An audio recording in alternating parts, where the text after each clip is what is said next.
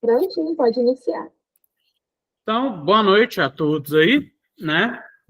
A gente vai começar mais uma aulinha aí de elétrica, hidráulica e mecânica, certo? Da disciplina AD de elétrica, hidráulica e mecânica, né? Na aula passada, gostaria de rever com vocês, na verdade, só você, né, Valdeci? Que a gente, se eu me lembro bem, a gente parou fazendo uns exercícios. Deixa eu espelhar minha tela aqui, rapidinho.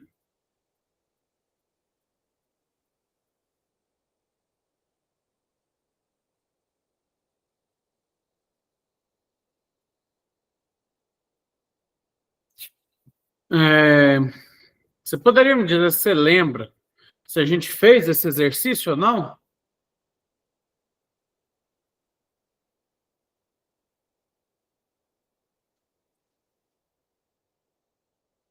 Ixi, pelo jeito não tem, não. Já que não tem ninguém aqui, né? Então, vamos fazer ele. Ah, você não estava na aula. Não, tudo bem. Então, eu vou passar a explicação agora, né? A anotação de como fazer ele, né? Então, o que acontece, né? A gente já tinha feito alguns exercícios aqui, né? Eu estava falando sobre a lei de Pascal, né? A gente fez 2 exercícios e, se eu não me engano, a gente parou nesse terceiro aqui, que era um pouquinho mais difícil que os outros, não muito, mas era um pouquinho mais, né? Então vamos lá, vamos fazer isso aqui, né? A figura abaixo mostra de forma simplificada o sistema de freios a disco de um automóvel. Ao se pressionar o pedal de freio, né, que é esse pedalzinho aqui, este empurra o êmbolo de um primeiro pistão que, por sua vez, através do óleo do circuito hidráulico, empurra um segundo pistão. Então, ele empurra esse pistão aqui e, por sua vez, empurra esse de cá. Ok? O segundo pistão pressiona uma pastilha de freio contra o disco metálico da roda, que é essa aqui, ó. Pressiona isso aqui contra o disco de freio, né? Fazendo com que ela diminua a sua velocidade angular. Isso aí é basicamente como é que funciona um freio comum, tá, gente? Aqui, ó, a gente vai ter o óleo do freio, né? Que vai ajudar a fazer essa parte hidráulica aqui, como se fosse um elevador hidráulico, né? O mesmo princípio, para parar o carro, né? Considerando o diâmetro D2 do segundo pistão 2 vezes maior do que o diâmetro do primeiro, qual a razão entre a força aplicada ao pedal de freio pelo pé do motorista e a força aplicada à pastilha de freio, né? Então vamos por partes aqui, ok? Primeira coisa, né, a fórmula que a gente vai utilizar é basicamente, né, a mesma que a gente já estava utilizando, que é F1. Vou dizer assim, eu sei que você não estava na aula passada, né, mas tem ela disponível aí, né, para vocês assistirem. E outra coisa é que quem, mesmo não estando na aula, né, quem for ver, é bom que tenha uma explicaçãozinha continuada, né? Então, a fórmula básica é essa aqui, é força 1 dividida. Opa, até cometi um pequeno erro aqui.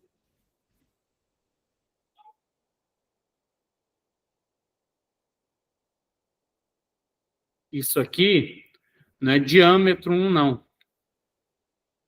Isso aqui é a área 1. Tá?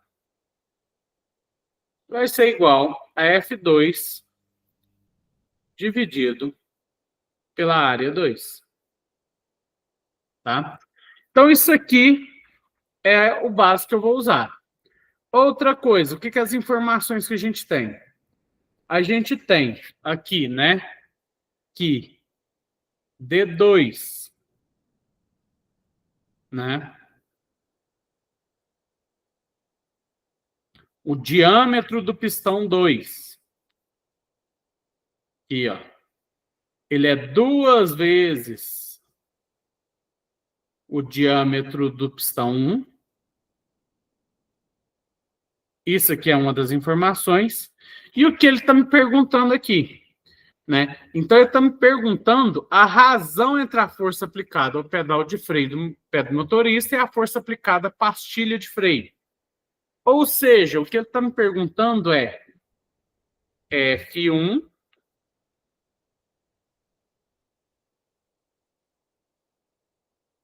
dividido por F2. Certo? É isso aqui que eu quero saber.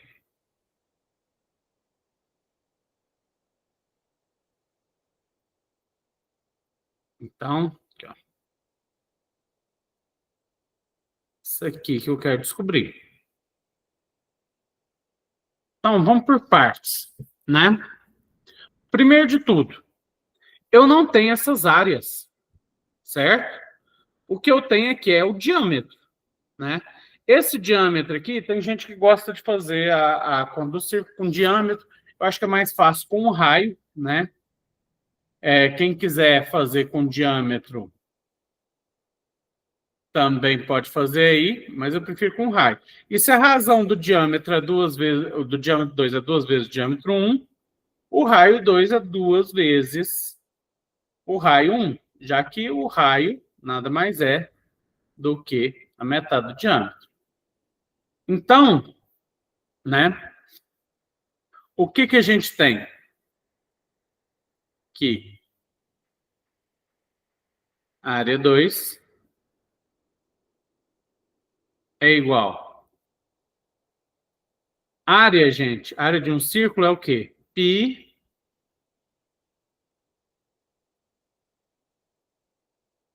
R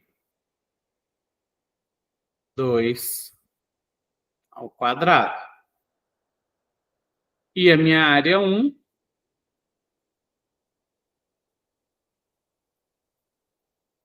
ela vai ser igual a π R1 ao quadrado. Só que o que eu já falei aqui? Eu não falei que R2 igual a 2R1? Então, eu posso simplesmente substituir isso aqui na fórmula aqui de cima. Então, vou ter que área 2 vai ser igual a π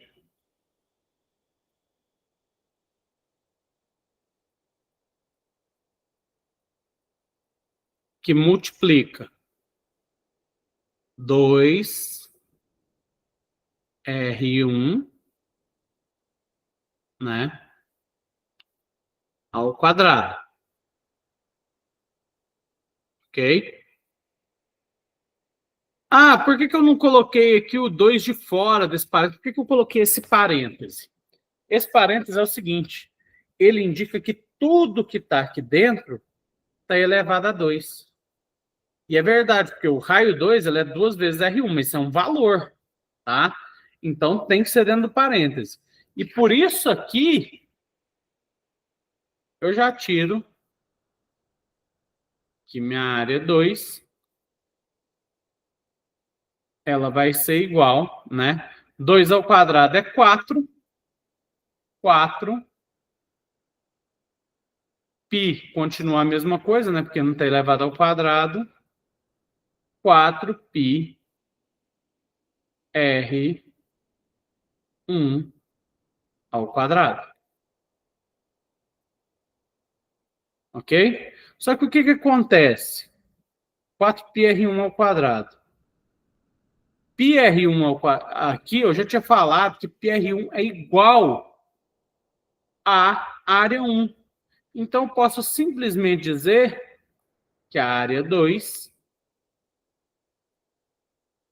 ela será aí igual a 4. Olha, esse 4 meu saiu muito bom. Área 1. Entendeu? Então, agora eu tenho essa relação aqui. E com essa relação, eu consigo jogar de novo nessa fórmula aqui de cima. Então, eu tenho que F1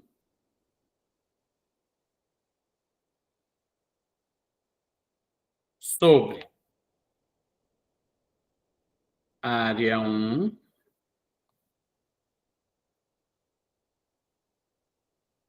vai ser igual a F2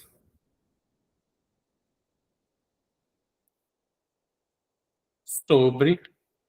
Ia ser A2, mas eu não falei que A2 é 4A1? Então, F2 sobre 4A1. Ok? Aqui, o A1 com A1 pode cobrar, pode cortar, quer dizer, fica que F1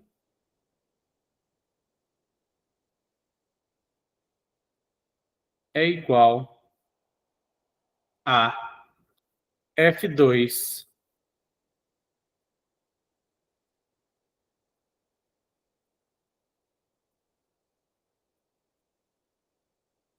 dividido por quarto, né? Gente, quer mudar isso aqui? É, por quê? Você vai ter que mudar isso aqui, porque não te perguntou se F1 igual a F2 dividido por 4. Eu estou te perguntando aqui se quanto que é F1 dividido por F2. Ok? Como é que você faz isso? Bom, você pode passar aqui. Tem várias formas matemáticas de fazer isso aqui. Isso aqui é mais manipulação matemática do que qualquer outra coisa, né? Então vamos começar devagar, né? Você pode passar esse número aqui, né? O 4 que está dividindo aqui passa para cá multiplicando, e o F aqui ele passa dividindo, né? Então, o que eu teria aqui? Eu teria aqui F1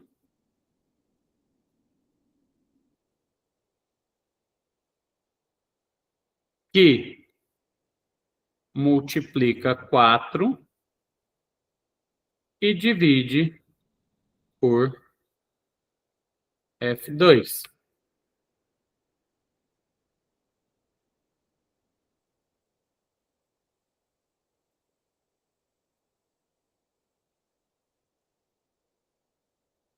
Mas, peraí, pensando bem, isso aqui não tem tanta necessidade de ser assim, tá? Você pode simplesmente fazer o seguinte: passa o 4 para cá multiplicando, então fica 4F1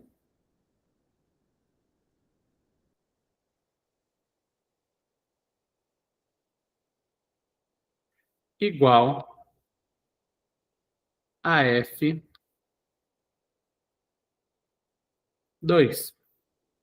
Aqui. E passa o F1 para lá, né? Dividindo. Então, 4 igual a F2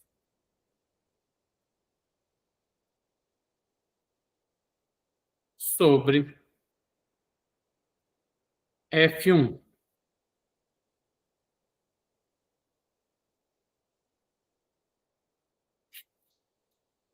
Notem aqui que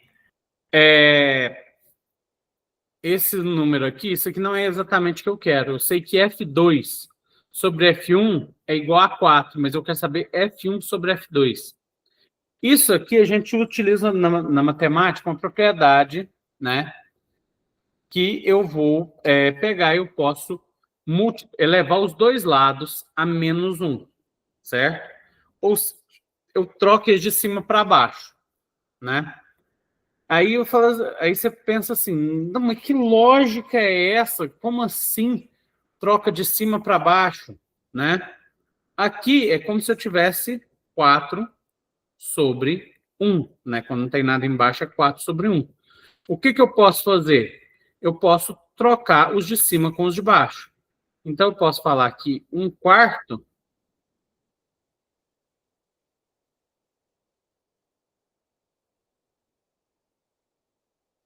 ele vai ser igual a... Nossa Senhora, minha letra tá horrível. Ele vai ser igual a F1 sobre F2. Tá? Vamos aos valores de 1 e de 4 mesmo para F2 e F1. Eu falei que só para vocês entenderem aqui, essa aqui é a resposta. Opa, aqui é 1, 2. Desculpem. Tá horrível, mas vocês entenderam. Vamos lá. Vamos usar aqui que F2 é 4 e F1 é 1 mesmo, ok? Se eu dividir 1 por 4, não vai dar 1/4? Dá, entendeu? Qualquer valor que eu colocasse aqui que mantesse essa proporção, ia dar esse resultado final. Então, F1 sobre F2, que foi o que foi pedido no problema, é igual a 1/4. O que isso significa na prática? Na prática, isso significa que quando eu meter o pé no freio do carro, para ele parar a roda, não é fácil parar um carro é pesado, concorda? Então, para ele parar a roda, ele vai multiplicar a força com que eu pisei no pedal por 4 e vai colocar essa força para colocar essa pastilha aqui no disco de freio e tentar parar o carro, certo?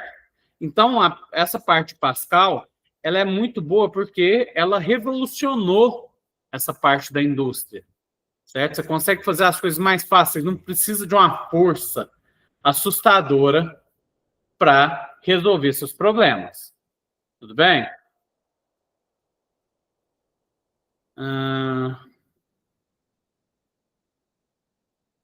Deixa eu ver aqui. Eu acho que tudo bem, deixa eu fechar essa aqui, né?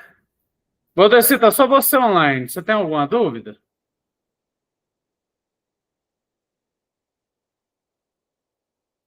Ixi, você falou um monte de coisa.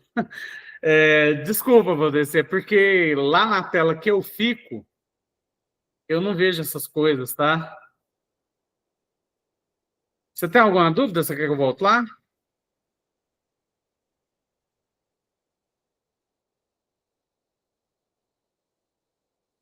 Ah, você tem fabricação mecânica? Ah, não, então beleza. Então já sabe isso tudo, está cansado de ver. Eu achei até que você ia ser dispensado da matéria. Mas tudo bem, então. Então vamos continuar.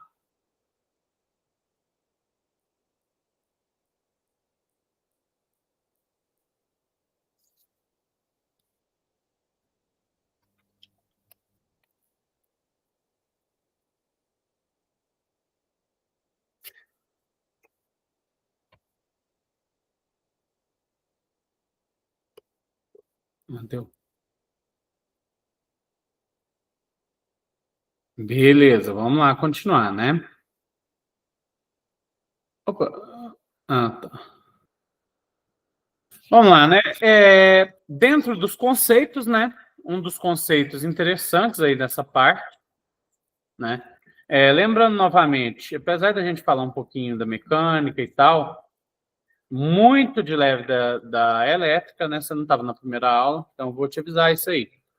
O foco maior dessa parte vai ser na parte de hidráulica. Por quê? Porque o curso de mineração ele é focado mais na parte hidráulica, certo? Você tem que trabalhar muito com a água e tal.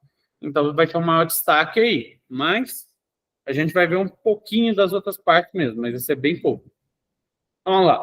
O fluido hidráulico é um elemento vital de um sistema hidráulico industrial, né? É um meio de transmissão de energia, lubrificante, vedador e um veículo de transferência de calor. Então, aí ele vai fazer todas essas funções, ok? Ele tem essa importância. O fluido hidráulico, a base de petróleo é o mais comum, né? O petróleo, ele... Com licença um pouquinho, rapidinho. Só abrir essa porta aqui, porque está muito quente onde eu estou. Não sei se aí está também. O fluido hidráulico, né? A base de petróleo é o mais comum. O petróleo ele é muito utilizado em diversos tipos de fluidos. Por quê? Porque ele dá, né, a viscosidade maior para o fluido que às vezes é necessário. Petróleo, não sei se vocês sabem, ele é utilizado até mesmo para fabricação de chiclete, ou pelo menos antigamente era, não sei se ainda é, né? E outra coisa, os aditivos, né, nesse caso, dão a ele características necessárias para o seu uso em sistema hidráulico, né? Então, através de alguns aditivos, do petróleo e tal, eles conseguem fabricar esse fluido. Qual fluido você vai usar vai depender da sua necessidade, né? E nessa questão entra, né, aí a viscosidade. O que é isso, né? O índice de viscosidade. Viscosidade é basicamente a facilidade de um fluido, né, de escoar, ok? Então, o que acontece? Minha câmera está ligada? Tá, ótimo. Então, o que acontece? Se eu estou tentando colocar, por exemplo, pegar aqui, a demonstração é mais fácil, né? Se eu estou simplesmente colocando água em um copo, aqui, ó, você vê que ela sai facilmente, né? E preenche o copo. A mesma coisa não vai acontecer se eu tentar, por exemplo, né, com iogurte. Aqui, ó. Abri o iogurte aqui, né? E vou jogar ele no copo. Olha a dificuldade que ele tem para encher. Então, ele é mais difícil, ele tem uma viscosidade maior. Certo? É isso que significa, tá? A viscosidade.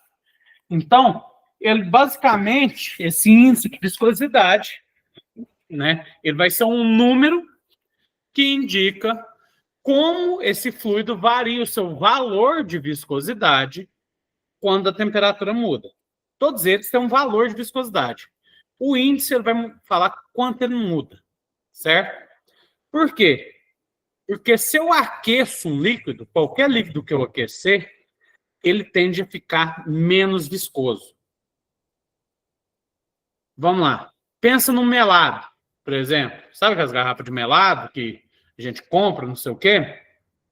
Se você tirou ela da geladeira e tentou colocar num copo, você vai ter dificuldade de colocar, ele vai demorar a colocar ali, certo? A mesma coisa não vai acontecer se você esquentar, se você ferver esse melado, certo? Por quê? Porque quanto maior a temperatura, mais a viscosidade tende a cair, certo? Só que alguns líquidos eles são mais ou menos afetados pela viscosidade, ok? Então, um fluido com um alto índice de viscosidade, ele mudaria relativamente pouco com a temperatura. Ou seja, quanto maior esse índice, menos ele vai mudar com a temperatura. E é por isso, né, que normalmente quando você está tratando de sistema hidráulico industrial, você prefere um fluido que tem um índice de viscosidade maior. Por quê? Porque quanto maior esse índice, menos ele vai mudar o comportamento dele. E dentro da indústria, esse fluido vai estar sendo usado em máquinas que, às vezes, elas estão ligadas 100% do tempo, certo? Elas não param para descansar. Então, aquilo ali vai aquecer. E eu tenho que saber que o líquido que está ali vai continuar tendo o mesmo comportamento com ela aquecida, certo? Aí é só o exemplo que eu falei para vocês, né? Que conforme aumenta a temperatura, fica mais fácil, ok?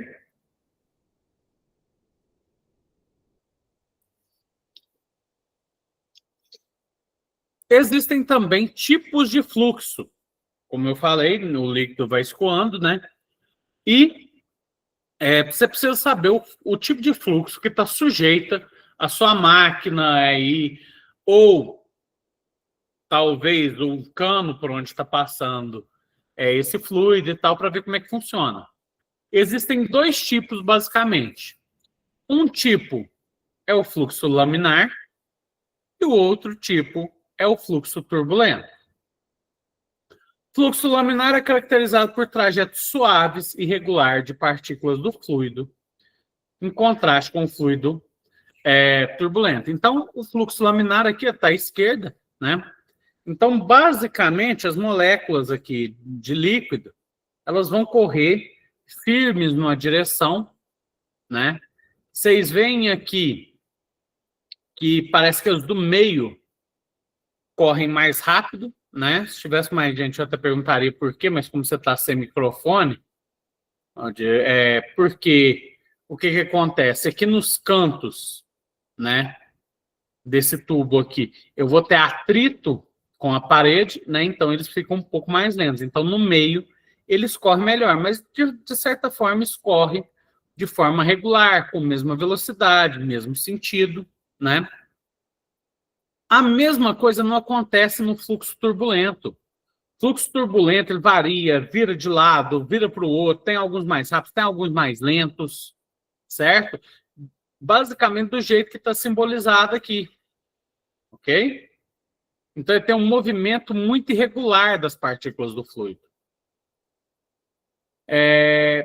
O fluxo laminar também é conhecido como fluxo aerodinâmico ou viscoso. Por que viscoso? Como a gente vai ver a seguir, né? A viscosidade, quanto maior a viscosidade, mais ele tende a ser laminar. Tem outros fatores também, mas esse é um dos fatores, ok?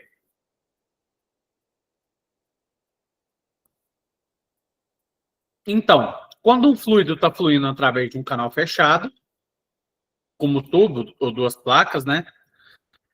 Pode ocorrer um dos dois tipos de fluxo, né? O laminar ou turbulento. Do que vai depender isso aí? Três coisas. Primeiro, velocidade do fluido. Quanto mais rápido está indo água lá, mais tende a virar fluxo turbulento, ok? Eu acho que é uma coisa bem óbvia, porque se está indo muito rápido, tende a virar aquilo ali mesmo, né? Você pensa num rio. Um rio que está passando levezinho assim, vai ter fluxo, né? Laminar, provavelmente. Agora, quanto mais água, mais força está passando aquilo ali, mais tende a ser fluxo turbulento, né? Outra coisa, como eu falei para vocês, é a viscosidade do fluido. Se o fluido ele tem dificuldade de se movimentar, ele não vai tender a ir para cima e para baixo e se mover tanto assim como no fluxo turbulento, né? A outra coisa é do tamanho do tubo, ok? Que você está ali passando esse fluido. Porque aí vai mudar a velocidade, vai mudar, porque a vazão continua sendo a mesma, né? Independente do tamanho do tubo. Depois eu falo disso. Vai mudar a velocidade do fluido. Esse fluido ele vai chocar muito com a parede, né? Então, esse tamanho do tubo também vai influenciar, né? Esse tamanho do tubo, existe um número quando você vai fazer cálculo do tipo de fluxo, né? Que ele é chamado de número de Reynolds. A gente vai ver cálculos desses aí? Não tem como, né, gente? Principalmente sabendo que só existe 3 aulas. Mas é interessante que vocês saibam disso aí, caso queiram adentrar na área mais à frente, ok? Fluxo laminar tende a ocorrer em velocidades mais baixas e com alta viscosidade, como eu mesmo já falei para vocês, né? Então vamos lá. Fluxo turbulento é caracterizado pelo movimento irregular de partículas, pode-se dizer caótico, do fluido. Ao contrário do laminar, o fluido não flui em camadas paralelas, ok? A mistura lateral é muito alta e há uma ruptura entre as camadas, ou seja, vira essa bagunça total. Uma vai para cima, outra vai para baixo, se misturam, certo? A turbulência também é caracterizada por recirculação, redemoinhos e aleatoriedade aparente, né? Então, fazer muito redemoinho, esse tipo de coisa, acontece em fluxo, né, turbulento. No fluxo turbulento, a velocidade do fluido em um ponto está continuamente sofrendo alterações na magnitude e na direção. Às vezes corre para um lado, às vezes corre para o outro, às vezes corre mais rápido, às vezes corre mais devagar, né? Conhecimento detalhado do comportamento do regime de fluxo turbulento é importante na engenharia, principalmente na engenharia nuclear, né? Não sei se vocês sabem como funciona a engenharia nuclear, mas pelo menos antes de saber, eu imaginava que a engenharia nuclear, né, funcionava basicamente como é no caso da bomba. Eu tenho um material que ele vai emanar radiação e transforma aquela radiação lá que está emanando, como se fosse a energia da bomba explodindo, em energia. Não é bem assim. A energia nuclear, né, como é que ela funciona? Essa energia emanada, né, ela vai aquecer a água, certo? E essa água aquecida, né, ela vai tender a virar vapor e vai girar turbinas, e essas turbinas, sim, vão ser responsáveis aí por gerar energia, né? Mas o que acontece? A maioria do fluxo, né, aí dentro da energia nuclear, ele vai ser turbulento. E esse fluxo turbulento, né, por ele ser muito irregular, por ele ser muito intermitente, né, às vezes vai para cima, às vezes vai para baixo, tal, ele complica qualquer análise que você for saber, que você for fazer. Tudo é mais simples no fluxo laminar. O problema é que nem sempre se tem fluxo laminar. Não só isso. Na maioria das vezes se tem turbulência. Ok? Então vamos lá.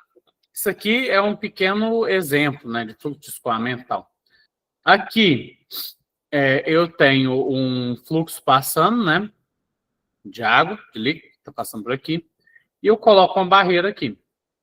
No fluxo laminar, né, as partículas de líquido elas vão contornar essa barreira e o fluxo vai diminuir após ela passar, né? Aqui ele vai ficar mais perto e tal, mas ele vai voltar ao fluxo laminar depois. A mesma coisa não acontece no fluxo turbulento, certo? O fluxo turbulento, a hora que ele bate aqui, ele bate com violência, a hora que volta, alivia a pressão de uma vez. Então, esse fluxo vai se misturar, vai fazer redemoinhos, vai virar uma bagunça aqui. Então, isso aqui é só mostrando para vocês. E aqui eu tenho um número de Reynolds, né? Do fluxo laminar aqui, ele vem até mais ou menos aqui, ó, uns 8.000, eu acho. E a partir disso eu tenho fluxo turbulento.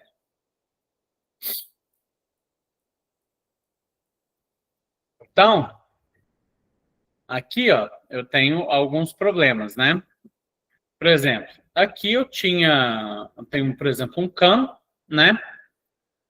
Que vinha em fluxo laminar, aqui, e de repente ele entra numa zona mais fechada. Então, o que acontece aqui, gente? A velocidade que estava passando aqui era 1. Por quê? Porque o tubo ele é mais largo aqui, então ele vai passando a certa velocidade. Só que o que acontece? Quando ele chega nessa parte mais fechada aqui do tubo, ele vai ter que passar a mesma quantidade que está passando de líquido aqui no aberto, aqui no fechado. Então, o que ele vai fazer? Ele vai passar mais rápido.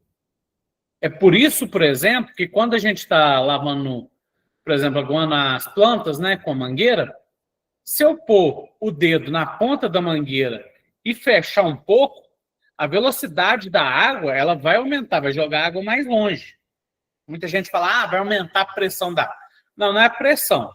Ali a pressão continua a mesma. Vai mudar a velocidade. E quando a velocidade fica maior, vocês já sabem o que acontece. O fluxo tende a passar de laminar, né, para turbulento, que foi o caso aqui. E depois voltou ao normal. Ok?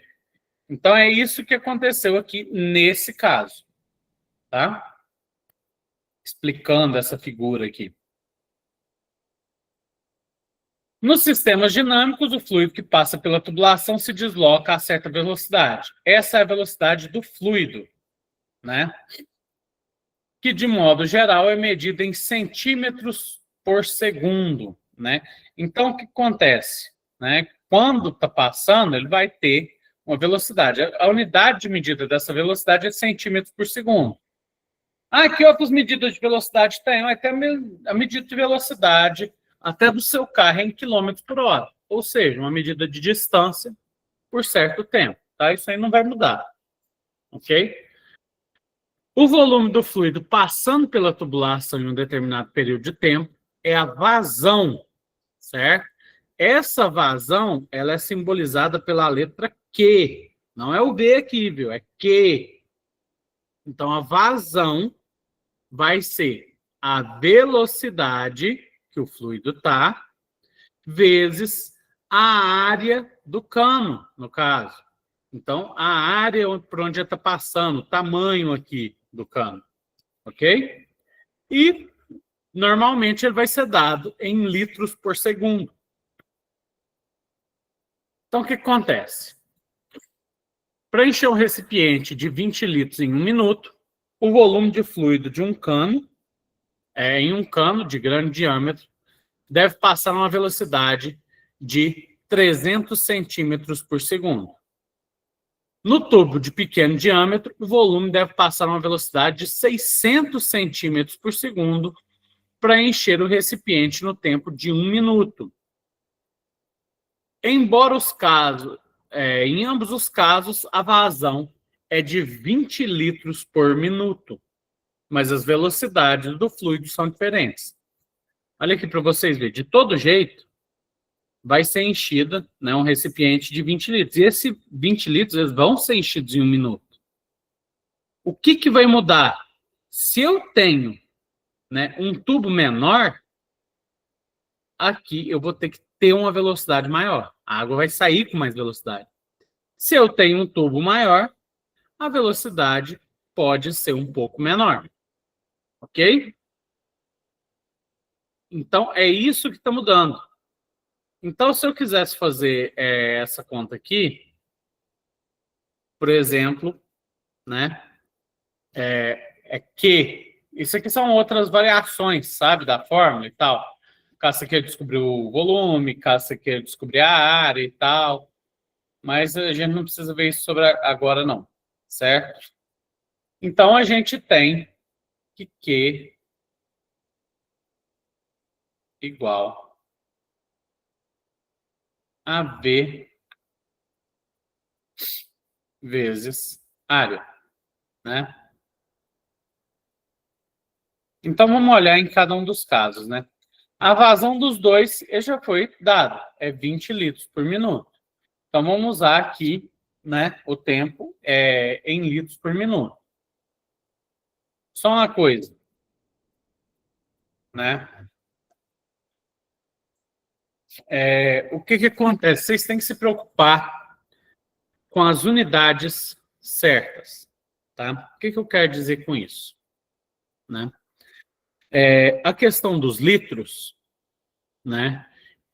Litros, metros cúbicos e como isso se relaciona, né, com o sistema de medidas.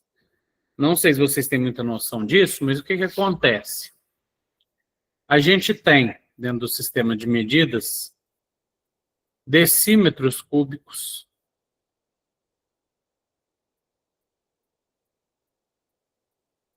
centímetros cúbicos e, não menos importante, metros cúbicos. Esses aqui são os três principais. Então, o que acontece? 1 metro cúbico, ele é igual a 1000 litros. 1 decímetro cúbico, no caso, centímetro aqui. 1 decímetro cúbico, ele vai ser igual a 1 litro. Então, 1 litro é 1 decímetro cúbico. E o centímetro cúbico, ele é igual a 1 ml, certo? Essas são as unidades. Então, quando eu falo aqui que ele está utilizando 20 litros por minuto, eu estou falando que ele está fazendo, né? Que a vazão dele é 20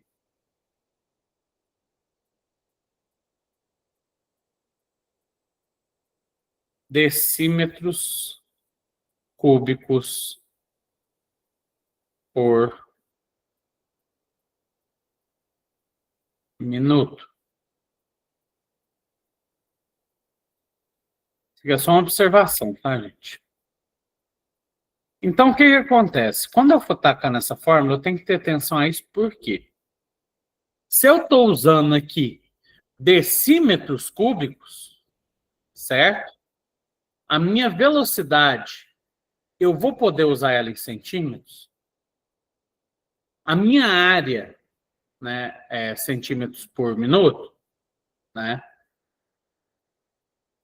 Tanto a minha velocidade, aqui, ó, a velocidade aqui, ela vai ter que ser dada para mim, se eu continuar com essa unidade, em decímetros por minuto.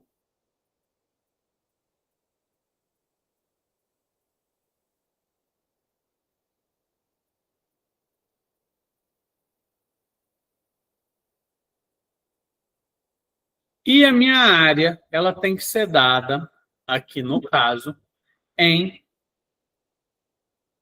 decímetros quadrados. Por quê? A hora que eu multiplico aqui decímetro vezes decímetro quadrado, decímetro cúbico. O minuto está dividindo aqui e continua dividindo. Então, assim, às vezes, muitas vezes, né, vocês vão ter, e no caso, transformar unidades, certo? Está em certa unidade, às vezes, aqui é 20 litros por minuto, mas eu não quero essa unidade em litros por minuto, eu quero em centímetros por segundo. Você vai ter que transformar isso aqui, certo? Eu quero essa unidade aqui em quilômetros por hora, não sei por quê, mas quer. Beleza, vai ter que transformar em quilômetros por hora. Isso aqui vai virar quilômetros quadrados, isso aqui vai virar quilômetros por hora também. Entendeu? Então, assim, tenham atenção a isso. A unidade, eu acho que é o que mais pega as pessoas.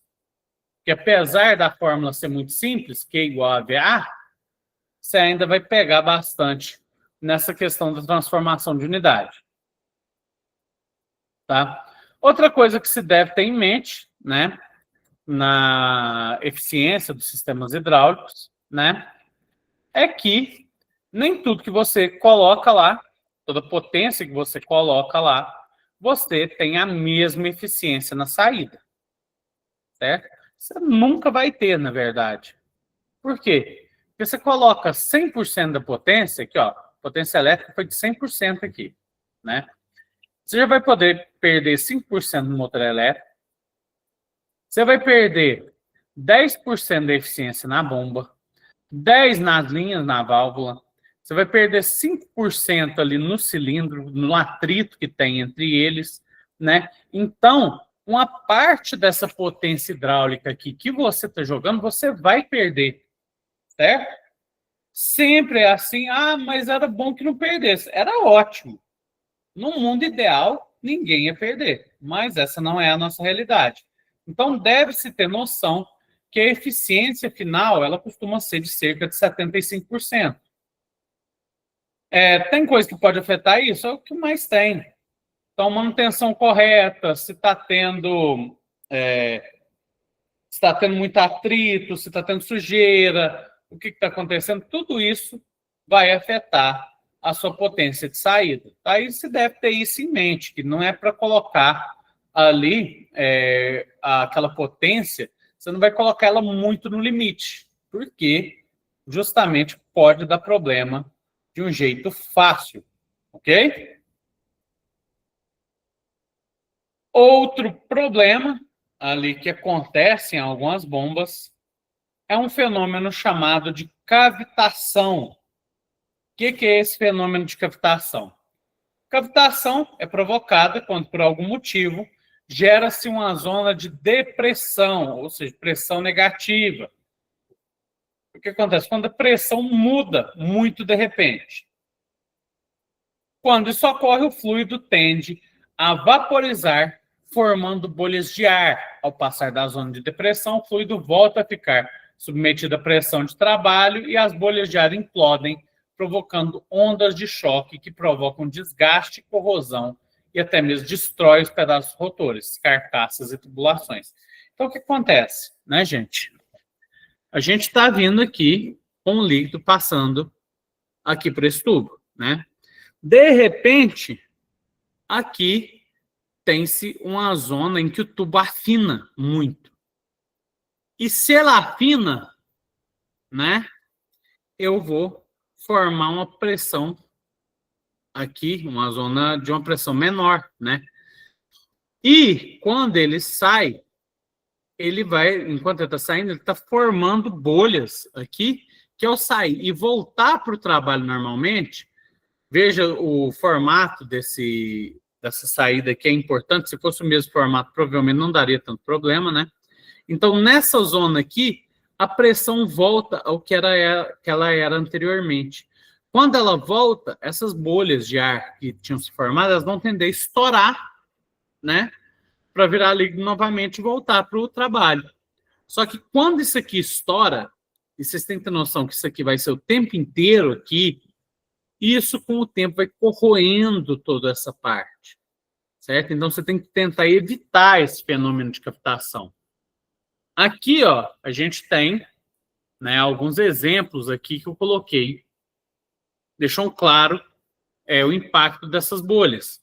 Então aqui, ó, você pode ver que essa parte desgastada toda aqui, ó, pelo que dá para ver aqui também tá, ó, é por causa da cavitação. Então tem essas bolhas aqui, elas vão explodindo e vão fazendo esse estrago aqui. Aqui parece ser o mesmo caso, ó, né? Então o que acontece com a bomba que ela está em cavitação? Como é que você nota que ela está? Primeiro, você vai ver que o rendimento dela já não é a mesma coisa. Vai cair, ela não vai funcionar tão bem quanto antes. Outra é que ela tem uma marcha irregular, ou seja, ela pode ficar falhando, certo? Dá umas falhadinhas, ou às vezes ela vai mais lenta e de repente ela fica mais forte, tá? Então, marcha irregular também é outro sintoma. Vibração provocada pelo desbalanceamento. Então, enquanto isso aí está acontecendo, está formando bolha, está explodindo e tal, ela vai tender a tremer um pouco, certo? Ela vai vibrar um pouco, o equipamento vibra mais. Normalmente, tudo que é mais velho costuma fazer isso, né? Então, assim, é uma coisa comum, né? E outra coisa é que o ruído dela vai aumentar. Quem é experiente mesmo, já trabalha na área de uma empresa há muito tempo, às vezes, ele sabe se uma máquina está boa, se está ruim, se está precisando de manutenção, só pelo barulho que ela faz. Também existem sistemas para identificar esse barulho, porque a identificação desse barulho pode indicar que precisa, por exemplo, de uma manutenção. Ok? Tem um tipo de manutenção, né? Tem 3 tipos de manutenção, na verdade. Tem a manutenção corretiva. O que é a manutenção corretiva? A corretiva ela ocorre quando você tem um equipamento e ele estraga, aí você tem que parar tudo e ir lá e arrumar, certo? Esse aí é o pior tipo de manutenção que existe. Porque você não está preparado, às vezes você não tem o que é preciso para arrumar ali, certo? Talvez seus profissionais não estão à disposição, então você vai perder eficiência, você vai perder produção, então os gastos gerados são altíssimos. Deve-se evitar isso a qualquer custo. Além do mais, quanto mais o equipamento trabalha em condições ruins, mais ele tende a se desgastar. Se esse processo aqui está acontecendo por muito tempo, ele vai desgastando cada vez mais rápido. Entendeu? Então, você tem que evitar isso aqui. Então, a manutenção corretiva é a primeira. A preventiva é a segunda, quando você dá manutenção, só para que não estrague, ok? Então, você dá uma manutenção ali para que não venha estragar, não tenha problemas mais à frente, né? Então, essas manutenções, elas costumam ser agendadas. Então, de 6 em 6 meses tem manutenção da fábrica. Aí já marca com antecedência e vai lá e faz a manutenção. E existe ainda a manutenção preditiva, que é a manutenção mais ideal, né? Ela vai utilizar de coisas como, por exemplo, o som dos equipamentos, previsão de durabilidade, vai fazer estudo ali sobre como os equipamentos funcionam, com que nível eles tendem a se desgastar, justamente para fazer essas manutenções nos tempos mais adequados, otimizar isso aí ao máximo. E com essa manutenção adequada, você economiza dinheiro dentro da sua empresa, ok? Ia falar de captação, já estou falando de manutenção também, né? Porque acho que envolve tudo, né? Aqui eu tenho mais uma fotinha, né? Problema provocado pela captação. Olha aqui o estrago que foi feito aqui, ó. Pois é. Engraçado, eu não lembro de ter deixado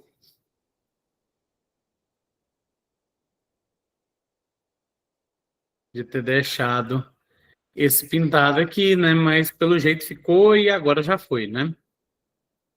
Então, o que acontece? Isso aqui é uma bomba em captação, né? Olha aqui, é como se fosse formada aquela ali, né? Então, vem o líquido por aqui, ele passa por aqui e ao passar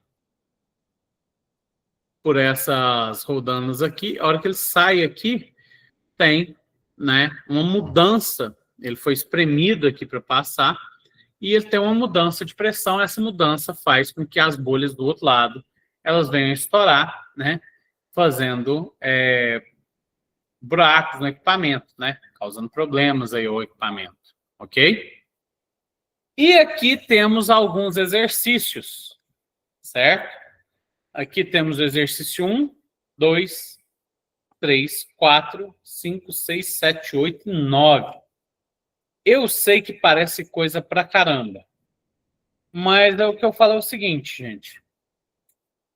Quando o assunto é matemática, é física, é química, não adianta ter só teoria. Você tem que fazer exercício, porque senão você não vai aprender. Ok? Então, eu vou fazer aqui o primeiro exercício em aula e vou deixar os outros para vocês tentarem fazer em casa. Certo? Na próxima aula, eu vou corrigir o restante dos exercícios. Aqui, vocês veem se acertaram ou não. Né? E seguir em frente com a aula, tá? Mas então, vamos lá.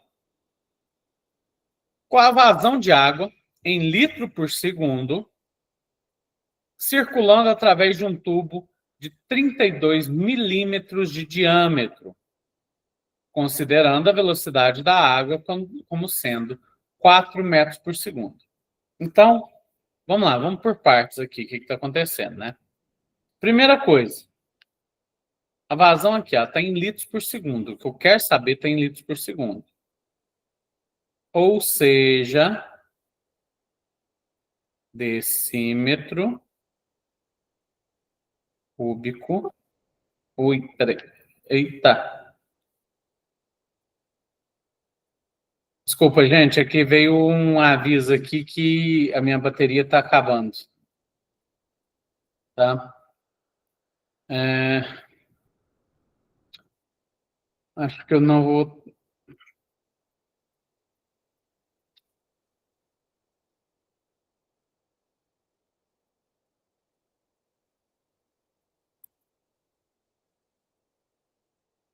Ixi.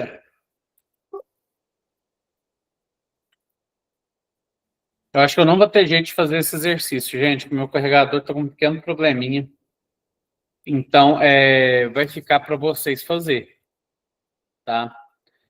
Infelizmente, já deu mais ou menos a hora da aula. Essa hora não vira eu pegar isso aqui fora, né? E pelo celular eu não consigo fazer ele, tá? Então, vai ficar aí para você fazer. A Jaque de Paula, né? Jaque Paula. Chegou aí durante a aula, né, Jaque? Mas aí vai ter que ficar para a próxima aula para vocês tentarem, tá? Então Tá, faça. tranquilo. Eu tive um problema aqui com o computador, eu não conseguia entrar. Acontece. Não é problema, não. Então, tentem fazer esses exercícios aí. Eu vou passar os slides para a Politécnica, ela vai mandar aí, e na próxima aula eu faço a correção de todos, tá bom? Então, uma ótima sexta-feira para todos e até mês que vem. Obrigada, excelente sexta aí, gente. Bom fim de semana. Falou, tchau. Tchau.